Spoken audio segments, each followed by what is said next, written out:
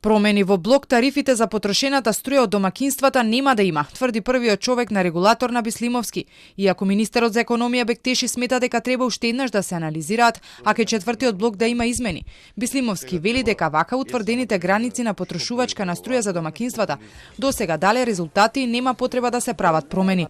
Поплаки од одредена категорија на граѓани за сметките има, но бргу се реагирало. Сакам да кажам дека во однос на потрошувачката на блоковите нема да има никаква промена, бидејќи во моментов за тоа имаме добри резултати, се постигне ефектот кој што се бараше, да се испрати сигнал до домаќинствата да ја намалат својата потрошувачка на електрична енергија и тоа веќе имаме еден добар месец октомври каде што гледаме дека тоа се случува.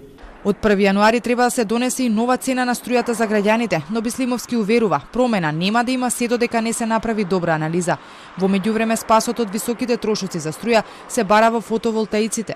Регулатор на досега има издадено повеќе од 200 лиценци за производство на струја од фотоволтаици, а следната година се очекува оваа бројка да биде уште поголема. До овој момент регулаторната комисија за енергетика има издадено преку 200 лиценци за производство на електрична енергија од фотоволтаици и некаде е тоа околу 100 мегавати, односно тоа е како производство на електрична енергија да се снабдат околу 27.000 домаќинства. Во моментов сите оние кои трошат до 210 киловат часови влегуваат во првиот блок, до 630 се во вториот, оние со потрошувачка до 1050 киловати се во трет, а над овој износ влегуваат во последниот, односно четвртиот блок.